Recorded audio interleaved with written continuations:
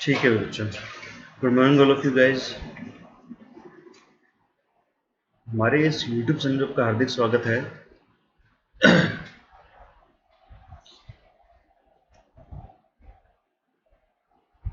देखो, idioms and phrases में अपने एक नोस्ट्रम पहले कर चुके हैं। नोस्ट्रम का मतलब होता है बेटा पेनेसिया, रामबाण इलाज। मतलब मैंने यहाँ पे एक इडियम को याद करने का एक रामबाण इलाज निकाला है, एक तरीका निकाला है, एक ट्रिक निकाली है, कुछ भी कह लो। वो ट्रिक क्या है वो देखना। देखो, अक्सर इडियम फ्रेजेस याद नहीं हो पा रहे, तो अपनों ने क्या किया, इडियम फ्रेजेस में एक नोस्ट्रम की सीरीज लेके आए। टोटल 30 नोस्ट्रम है, 30। एक नोस्ट्रम के अंदर अपने 10 क्वेश्चन सॉल्व करने वाले हैं। यानी कि पहले नोस्ट्रम में 10 क्वेश्चन 10 इडियम समझा रहा हूँ विद डायग्राम, जैसे आपको स्क्रीन के ऊपर दिख रहा है कि रीड बिटवीन द लाइंस, उसका मीनिंग सामने लिखा हुआ है, नीचे उसका डायग्राम भी बना हुआ है। तो ऐसे डायग्राम के थ्रू मैंने 10 इडियम समझाने की कोशिश की है। उसी सेम वीडियो में ही आपको मैं फिर क्या करवाऊंगा, 10 इडियम समझाने के बाद में उस पर एक क्वेश्चन सॉल्व करेंगे। यानी प्रीवियस एग्जाम्स के अंदर जो इडियम्स आ चुके हैं वो क्वेश्चन मैंने उठाए हैं इन पे, तो वो अपने प्रीवियस क्वेश्चन साथ में सॉल्व करेंगे 4 ऑप्शन के साथ में। तो उससे क्या चीज़ और क्लियर हो जाएगी। तो पहले 10 क्वेश्चन समझोगे, 10 इडियम समझोगे, बाद में उसको 10 क्वेश्चन सॉल्व करोगे, तो आपको पक्का इडियम भूल नहीं सकते। तो इससे क्या आपका इडियम कंफर्म होने वाला है। तो इडियम्स एंड फ्रेजेस की ये जो सीरीज है टोटल 30 नोस्ट्रम है। तो 30 नोस्ट्रम को सॉल्व करने के लिए अपने यहाँ पे कंटिन्यू करेंगे इस सीरीज को। अपने पहले एक इडियम की सीरीज सॉल्व कर चुके हैं, उसको आप यूट्यूब पे जाके देखते रहें हमारे इस यूट्यूब चैनल के ऊपर। तो बेटा सबसे पहला काम तो वही आपको पता ही है कि चैनल को सब्सक्राइब करना है, बेल आइकन को क्लिक करना है ताकि आपको नोटिफिकेशन मिलते रहें, और लाइक करना, शेयर करना ना भूलें। तो इडियम्स एंड फ्रेजेस के अंदर जो अपनी पहली सीरीज, पहला क्वेश्चन है आज नोस्ट्रम 2 के अंदर, उसको देखो बच्चे। तो पहला जो क्वेश्चन है, रीड बिटवीन द लाइंस। देखो, इडियम देख के पता लग रहा है कि रीड बिटवीन द लाइंस यानी कि लाइन के अंदर को पढ़ना, मतलब अंदर के मीनिंग को निकालना। To understand the inner mean, to understand the inner mean. तो अंडरस्टैंड का एक सिनोनिम और लिख लो बेटा, कॉम्प्रीहेंड। कॉम्प्रीहेंड तो किसी चीज को कॉम्प्रीहेंड करना, अंडरस्टैंड करना यानी समझना। मतलब कहते हैं ना, शब्दों में क्या रखा है, भावनाओं को समझो। तो अंदर के मीनिंग को निकालना। पैसेज को ऊपर ऊपर से पढ़ लिया, उसका कोई मतलब नहीं है। अंदर के मीनिंग को समझो कि नरेटर यानी कि उसका राइटर कहना क्या चाहता है। तो अंदर के भावार्थ को समझना, अंदर के मीनिंग को समझना, यानी कि रीड बिटवीन द लाइंस। तो इजीली आपको इडियम याद हो जाएंगे डायग्राम के थ्रू। तो मैं मतलब मोस्टली मैं कोशिश करूंगा कि जो 300 इडियम इंपॉर्टेंट है मेरी नज़र में, जो बच्चे NDA, navy, air force, army, clerk, CDS का एग्जाम दे रहे हैं, एसएससी का एग्जाम दे रहे हैं, उन सबके लिए ये 300 इडियम बेनिफिशियल हैं। क्योंकि प्रीवियस के अंदर जितने भी इडियम आए हैं 500-600, उनमें से ये मैंने 300 ऐसे निकाले हैं जो कि मोस्ट इंपॉर्टेंट है और बार बार रिपीट हुए हैं, बार बार एग्जाम में आते रहे हैं। और कुल मिला के वो 500 नहीं है, वो 400 ही है। तो 300 में से मेन मैं करवा रहा हूँ आपको, इससे बाहर नहीं आएगा। तो बस इनको पढ़ लो, काफ़ी है। तो मेन जो 300 है मोस्ट इंपॉर्टेंट है मेरी नज़र में, वो अपने सोल्व कर रहे हैं यहाँ पे। तो read between the lines means to understand the inner mean, अंदर के भावार्थ को समझना, किसी के अंदर के मीनिंग को निकालना कि वो कहना क्या चाहता है, उसका एक्चुअल में मतलब क्या है। तो चलते हैं क्वेश्चन नंबर 2 की तरफ। तो सेकंड नंबर क्वेश्चन देखो बच्चे, speak one's mind to express one's thoughts. Speak one's mind का मतलब, इस इडियम का मतलब क्या है भाई। Speak one's mind means to express one's thoughts, यानी अपने थॉट्स को एक्सप्रेस करना, व्यक्त करना। यानी आप क्या सोचते हो, आपके माइंड में क्या चल रहा है।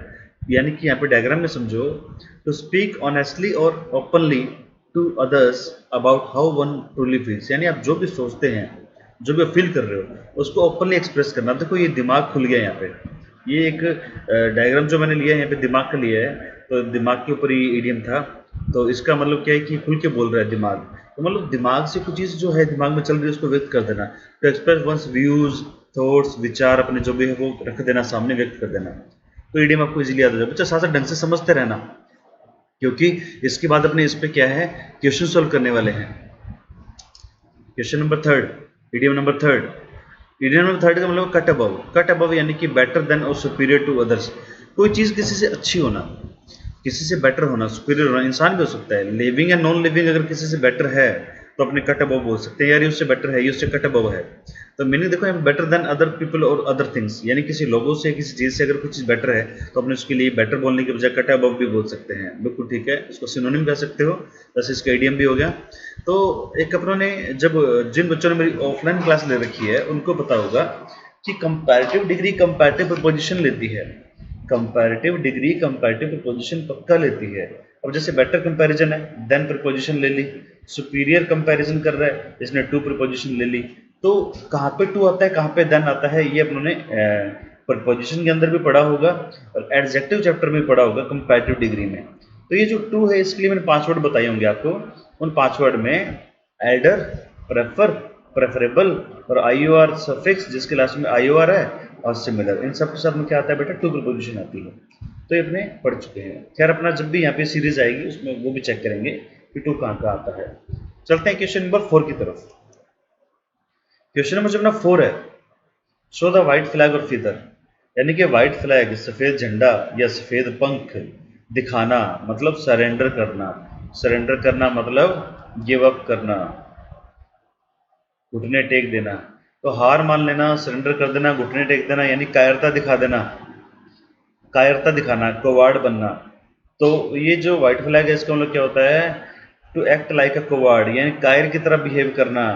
तो कायर की तरह बिहेव किया तभी तो उसने घुटने टेके हैं, सरेंडर कर दिया। तो सरेंडर करना, घुटने टेकना बच्चे, शो द व्हाइट फ्लैग और व्हाइट फीदर। तो सफेद पंख दिखाना है, सफेद झंडा दिखाना मतलब घुटने टेकना होता है। तो ये बिल्कुल प्रैक्टिकल सा है, याद हो जाएगा। क्वेश्चन नंबर 5 की तरफ मूव करते हैं। तो क्वेश्चन नंबर जो 5 है वो है हैंड इन ग्लव। तो हैंड इन ग्लव जो ये ईडियम है, हैंड इन ग्लव का मतलब होता है in close relationship, very close. कोई चीज़ अगर बहुत ही क्लोज है, बहुत ही नज़दीक है, बहुत ही क्लोज रिलेशनशिप में है, अच्छे टर्म्स हैं, तो गुड टर्म्स भी बोल सकते हो। वेरी क्लोज मीन्स अच्छे टर्म्स, गुड टर्म्स। अच्छे अगर टर्म्स हैं तो उसके लिए भी आप इस ईडियम को यूज़ करते हो। तो गुड टर्म्स में होना या फिर क्लोज रिलेशनशिप में होना, हैंड इन ग्लव। तो इस डायग्राम की तरह समझते हैं, to be hand in glove with someone means क्या होता है इसका, to be very close to someone, किसी काफ़ी क्लोज होना। तो एग्जाम्पल देखो यहाँ पे, सारा is really hand in glove with Andy. तो सारा और एंडी काफ़ी क्लोज रिलेशनशिप में है, काफ़ी क्लोज हैं, तो हैंड इन ग्लव है यहाँ पे। तो इसने यहाँ पे ईडियम यूज़ किया सेंटेंस के अंदर। तो इसलिए आप भी बेटा ईडियम यूज़ कर सकते हो सेंटेंस के अंदर, और जितना चीज़ को इंप्लीमेंट करोगे, जितना अप्लाई करोगे प्रैक्टिकल लाइफ के अंदर, उतने आपको वो वोकैब याद होगी। भले वो सिनोनिम हो, भले वो ईडियम हो, भले वो वन वर्ड हो, भले एंटोनिम हो। तो वोकैब को जितना ज़्यादा आप डेली लाइफ के अंदर यूज़ करते हो, उतनी वो चीज़ बेटर याद होती है। जैसे आप खुद के ऊपर एग्जाम्पल ले सकते हो उसके साथ, तो याद हो जाएगा। क्वेश्चन नंबर 6 की तरफ मूव करते हैं बच्चे। तो 6 नंबर क्वेश्चन देखना, बीट अबाउट या अराउंड द बस। अभी बीट अबाउट बोल दो या अराउंड बोलो, दोनों में से कोई भी एग्जाम में आ जाता है। तो इसका मतलब होता है round about way of speaking, यानी बात को घुमा फिरा के बोलना। तो सर्कम लोकेशन आप वर्ड ले सकते हो। तो सर्कम लोकेशन इसका वन वर्ड है इस ईडियम का। तो सर्कम, अपने इसको वर्ड को तोड़ के समझें तो जो ये सर्कम वर्ड है, सर्कम, इसका मतलब होता है बेटा सर्किल। जैसे आप सर्कम फेरस पढ़ते हो, परिधि, ऐसे ही यहाँ पे रूट वर्ड है लॉक। जैसे आप ये कहो कि LOC या फिर LOQ, इनका मतलब होता है टॉक। जहां पे भी रूट वर्ड आता है इसका मतलब होता है टॉक, यानी बात करना। जैसे बोलते हो लोक्वेसियस, जैसे आप बोलते हो लोक्वेसियस, इसका मतलब क्या होता है बच्चे, टोकेटिव। इसका मतलब होता है टोकेटिव, यानी कि बातूनी, बहुत ज्यादा बोलने वाला। जैसे छोरियों की आदत होती है ना बोलने की, तो वर्बोज यानी कि बातूनी जो होते हैं उनके लिए लोक्वेसियस यूज करते हो। तो लोक्वा जहाँ पे आपको वर्ड दिखा, इनका मतलब होता है टॉक, यानी कि बात करना। तो सर्कम लोकेशन है बात को मरफा के बोलना, मतलब जो मेन बात है वो तो करनी नहीं है, सेंटर पॉइंट वाली, उसके इर्द गिर्द बात को घुमा रहे हैं, उसके इर्द गिर्द बात को घुमाते जा रहे हैं। जैसे बात को घुमा फिरा के बोलना, डायरेक्ट ना बोलना, सेंटर पॉइंट पे ना आना। तो डायग्राम को तो समझो। जैसे ये बोलता है कि Alice you see we are friends since long, हम बहुत लंबे टाइम से दोस्त हैं। तो ये सोच रही है, ये बोल नहीं रही कि why doesn't he stop beating around the bush, कि ये बात को घुमाकर कि बोलना बंद क्यों नहीं कर रहा, स्टॉप क्यों नहीं कर रहा, एंड पॉप द क्वेश्चन, और क्वेश्चन क्यों नहीं पुट कर रहा। तो meaning to word coming straight to the point, यानी कि मेन पॉइंट पे क्यों नहीं आ रहा, बात को घुमा के फिरा क्यों रहा है। तो किसी बात के मेन पॉइंट पे ना आके बात के आसपास बात को घुमाना, सर्कमलोक्यूट करना या फिर बीट अबाउट द बस, इसका ईडियम है बच्चे। तो इसलिए आपको ये चीज डायग्राम के थ्रू याद हो जाएगी। क्वेश्चन नंबर 7 की तरफ मूव करते हैं। क्वेश्चन नंबर 7, तो क्वेश्चन नंबर 7 है इन ल्यू ऑफ, यानी कि in place of, instead of, किसी की जगह पे, किसी के स्थान पे। तो इन ल्यू ऑफ ये ईडियम है। जैसे मैं इस पे एक एग्जांपल इंग्लिश में बोल के बताऊं कि tomorrow I am not coming to attend your class, take your class, so the other teacher is coming in lieu of me, यानी कि मैं कल क्लास लेने नहीं आ रहा, मेरी जगह पे कोई और टीचर आ रहा है कल के लिए। मजाक कर रहा हूँ, सीरियस मत लेना इस बात को भी। तो अगर मेरी जगह पे कोई और टीचर आ रहा है तो मैं वहां पे बोल सकता हूँ मेरी जगह पे, यानी कि मेरे स्थान पे, in my place, instead of me, यानी इन ल्यू ऑफ मी, यानी मेरी जगह पे। तो इस इडियम का मतलब भी बिल्कुल क्लियर है, किसी के स्थान पे, किसी की जगह पे, in the place of. Question number 8। तो क्वेश्चन नंबर 8 को देखते हैं। टू ओव money, losing money. In the red जो इडियम है, इन द रेड, ये जो इन द रेड है, रेड जहां पे आता है ज्यादातर खतरनाक ही होता है भाई, है ना। रेड वर्ड तो मतलब खतरनाक, खतरे की घंटी है। टू ओव मनी यानी कि मनी का ओव होना, यानी ऋण चढ़ना, कर्जा होना। मनी का अगर कर्जा है मतलब आपको घाटा लग रहा है कहीं ना कहीं, क्योंकि प्रॉफिट में है अगर आप, तो घाटा नहीं लग सकता, कर्जा नहीं चढ़ सकता। ये प्रॉफिट नहीं हो रहा है, इसे लॉस हो रहा है, लॉसिंग मनी, घाटा लगना। जैसे रेड का यहाँ पे मैंने एक डायग्राम ग्राफ की तरफ समझाने की कोशिश की है। ये जो ग्राफ है गिरता जा रहा है, गिरता जा रहा है, गिरता ही जा रहा है। तो ग्राफ अगर गिर रहा है तो मतलब कर्जा चढ़ रहा है, नुकसान हो रहा है। तो यहाँ पे एक सेंटेंस बोला कि our company did not make much money last year so it was in the red. हमारी कंपनी लास्ट ईयर ज्यादा पैसे नहीं कमा पाई, मच मनी नहीं ले पाई, so it was in the red. ये क्या थी? घाटे में थी, लॉस में थी, तो उसको लॉस हुआ। Where companies in the red, it has spent more money than it has made। तो जब भी कंपनी घाटे में होती है, लॉस मनी होती है उसे, इसका मतलब उसने पैसे तो ज्यादा लगा दिए लेकिन कमा नहीं पा रही, वहां से मेड नहीं कर पा रही पैसे को। तो कहते हैं ना कि आमदनी अठन्नी, खर्चा रुपया। खर्चा तो ज्यादा है घरों में लेकिन आमदनी हो नहीं रही, क्योंकि कोरोना की वजह से जो ऐसी तैसी हुई है वो बहुत बड़ी हुई है, भले बिजनेसमैन को हो, भले वो किसी प्राइवेट टीचर को हो। बहुत सारे एग्जाम्पल ऐसे, तो अपने आसपास ये प्राइवेट टीचर वाला तो है ही है कि काफी लॉस हो रहा है जब से कोरोना आया है। तो ये था अपना 8 नंबर क्वेश्चन। इसका मतलब था घाटा लगना, नुकसान होना, पैसे कम आना या ना आना, या कर्जा चढ़ना। क्वेश्चन नंबर 9 की तरफ मूव करते हैं बच्चे। Face the music, to accept criticism या फिर टू बियर क्रिटिसिज्म। मैं एक्सेप्ट की जगह पे बियर भी लिख सकता हूँ। बियर यानी झेलना या सहन करना, तो क्रिटिसिज्म को झेलना या एक्सेप्ट करना, पनिशमेंट को झेलना या एक्सेप्ट करना, स्कोल्डिंग यानी डांट को एक्सेप्ट करना या झेलना, डांट खाना किसी से, रेप्रीमेंड यानी डांट खाना। तो ऐसे रिजल्ट झेलना जो क्रिटिकल हो अपने लिए। You have to get flea in one's ear. बेटा ये एक इडियम और मिल गया इसका, to get flea in one's ear, ये इसका दूसरा इडियम है। This is the second idiom of this same, face the music और to get flea in the one's ear, दोनों इडियम एक ही हैं। तो ये इडियम आ जाए या ये वाला इडियम आ जाए, बात एक ही है। तो मैंने दूसरा इडियम भी यहाँ पे लिख दिया ताकि आपको याद रहे, दिक्कत ना हो। और ये जो to get flea in one's ear, ये भी इसका इडियम है। इसका मतलब भी वो होता है डांट खाना, डांट सुनना, या फिर गलत काम उसके नतीजे भुगतना। कांड किया तो भुगतना तो पड़ेगा भाई। जैसे to have unpleasant consequences after doing something wrong, यानी कि अनप्लेजेंट आपने कोई काम किए हैं, उसका अनप्लेजेंट रिजल्ट भुगतना आफ्टर डूइंग समथिंग रॉन्ग, यानी गलत काम करने के बाद में उसके गलत नतीजे भुगतना। तो भाई बिल्कुल जैसे एग्जांपल लें अपने, टू गेट पनिशमेंट, डांट खाना या पनिशमेंट लेना। जैसे मान लो आपने कोई कांड कर दिया और पापा को पता लग गया, तो पापा आपके सामने खड़े हैं और उनका म्यूजिक चल रहा है और अपने सुनते जा रहे हैं। चुप करके उस म्यूजिक को सुन लो, क्योंकि गलती की है, कांड किया है। तो अच्छा कांड है या बुरा कांड है, कोई भी कांड है, कांड तो कांड ही होता है, तो डांट सुननी पड़ेगी। तो म्यूजिक सामने चल रहा है, उसको अपने सुन रहे हैं, तो फेस द म्यूजिक, डांट खाना या डांट सुनना। तो म्यूजिक ही तो है, सुनते जाओ, सुनना पड़ेगा क्योंकि वो बाप है सुनाने वाला। क्वेश्चन नंबर 10 की तरफ मूव करते हैं बच्चे। क्वेश्चन नंबर जो मेरा 10 है वो है डार्क हॉर्स, सरप्राइजिंग विनर यानी छुपा रुस्तम। ये सरप्राइजिंग विनर वो होते हैं जो अनएक्सपेक्टेड विनर होते हैं, यानी जिनसे उम्मीद ही नहीं थी। अनएक्सपेक्टेड यानी कि जिनसे उम्मीद ही नहीं थी, वो विनर।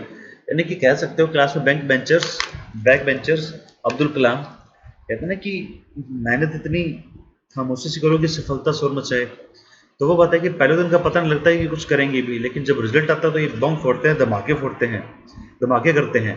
तो डार्क हो सकते हैं सरप्राइजिंग विनर, छुपे रुस्तम, जो अचानक से रिजल्ट के साथ में पता लगता है कि हाँ इन्होंने कुछ किया भी है जिंदगी में।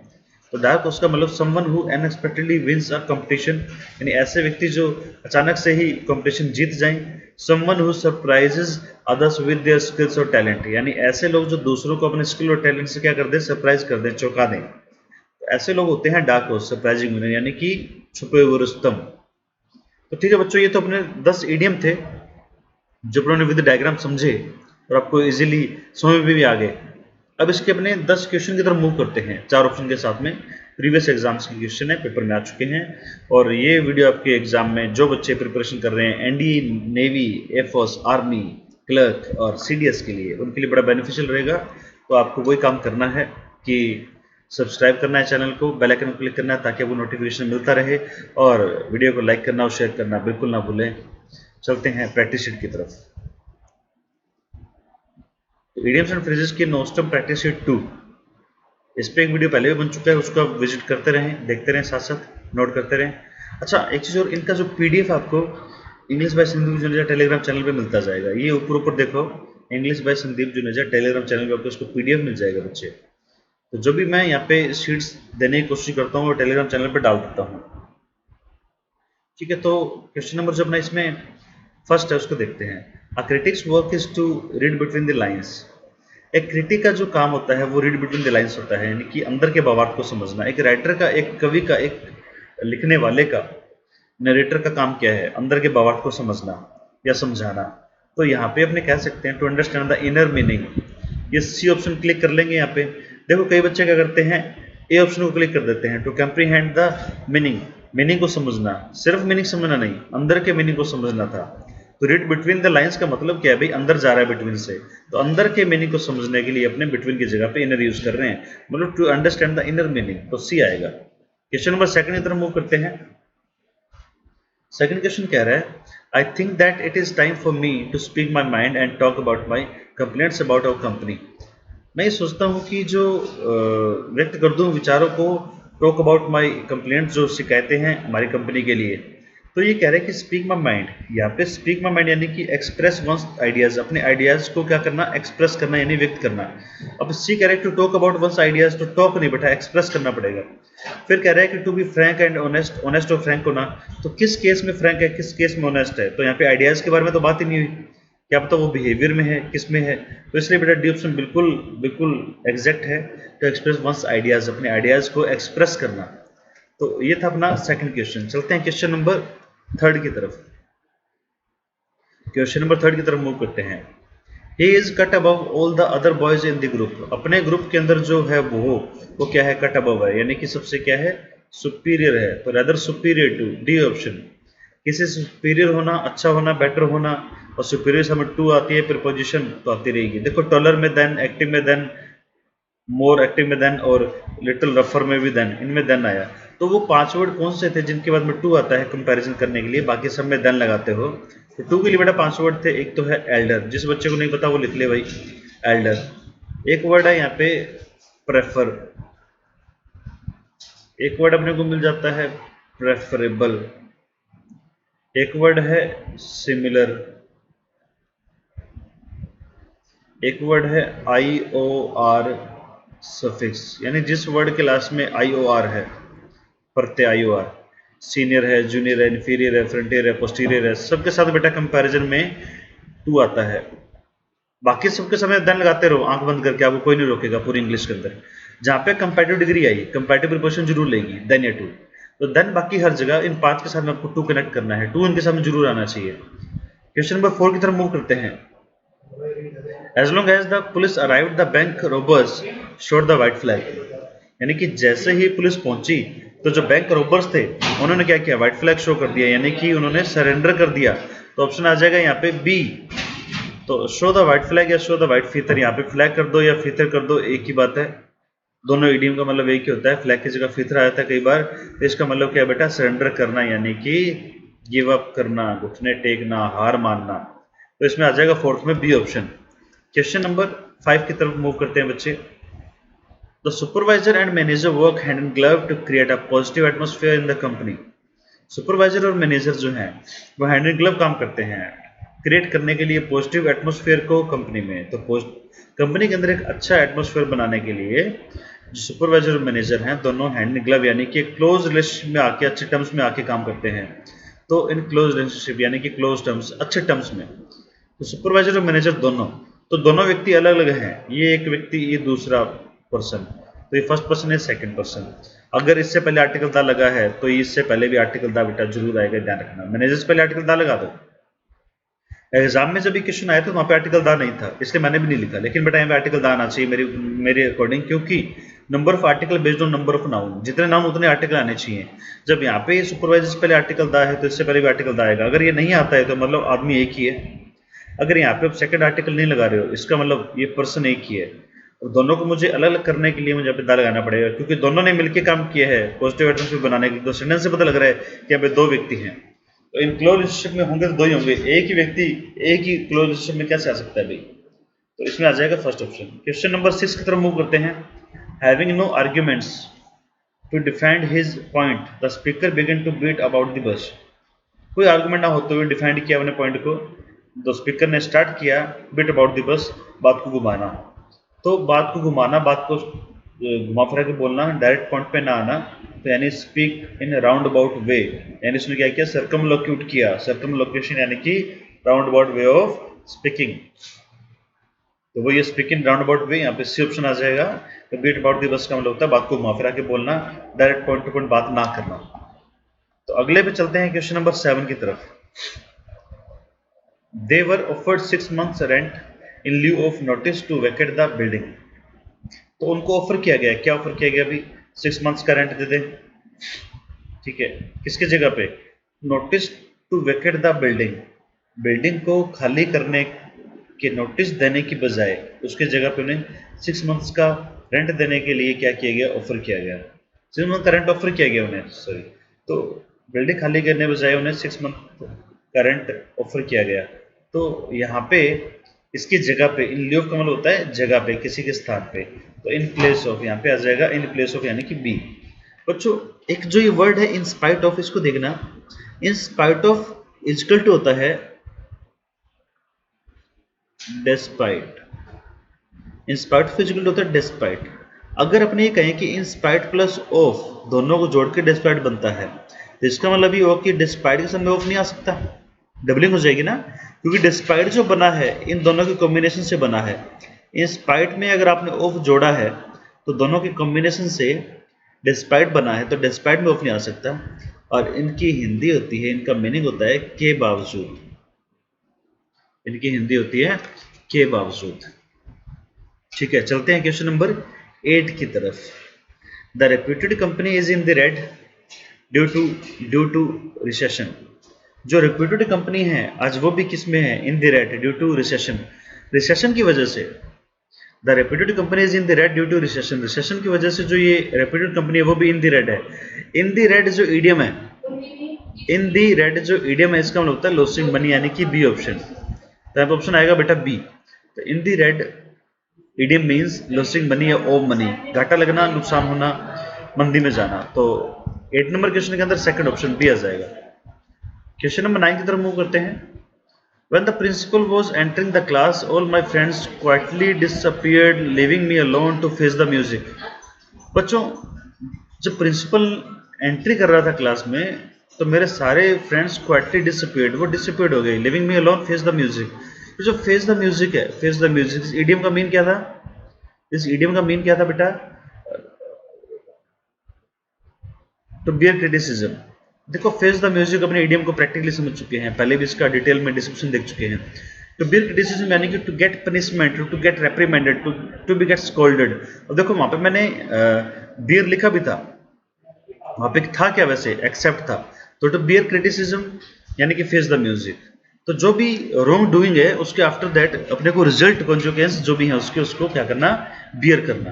तो 9th अपना क्वेश्चन हो गया। चलते हैं क्वेश्चन नंबर 10 की तरफ। The Kenya team prove to be the, बच्चे ये बी के बाद में द गैप है यहाँ पे, be the dark horse in the ICC world cup cricket. तो जो केन्या की टीम है वो प्रूव हो गई क्या, डार्क हॉर्स। तो डार्क हॉर्स का मतलब क्या है भी, सरप्राइजिंग विनर, अनएक्सपेक्टेड विनर। तो डार्क हॉर्स जो इडियम है इसका मीन होता है सरप्राइजिंग विनर या अनएक्सपेक्टेड विनर। तो अनएक्सपेक्टेड विनर और जो सरप्राइजिंग विनर होते हैं उनको बोलते हैं अपने डार्क हॉर्स। तो छुपे हुए रुस्तम, तो यहाँ पे आ जाएगा अपना अनएक्सपेक्टेड विनर यानी कि डी ऑप्शन। तो डी ऑप्शन को आप इजीली क्लिक कर लोगे। तो ये बेटा अपने 10 क्वेश्चन जो आपको समझ में आ गए होंगे। पहले अपने 10 इडियम समझेंगे डायग्राम के थ्रू, फिर उसके क्वेश्चन सॉल्व करेंगे। और एक नोस्टम नहीं, ऐसी 30 नोस्टम सॉल्व करनी है, टोटल 30। और एक इडियम के अंदर अपने, एक नोस्टम के अंदर अपने 10 इडियम सॉल्व करने वाले हैं, तो कुल मिलाकर उनमें 300 इडियम आ जाएंगे। तो ये सीरीज चलती रहेगी, वीक में 2 लेक्चर आते रहेंगे इस पे इजीली। और ठीक है, तो लास्ट में आपका एक छोटा सा काम हो रहा है, सब्सक्राइब करना, बेल आइकन को क्लिक करना ताकि आपको नोटिफिकेशन मिलते रहें, और ज़्यादा वीडियो को शेयर करते रहो, लाइक करते रहो। Thank you so much. आज के लिए मिलते हैं अगली क्लास में।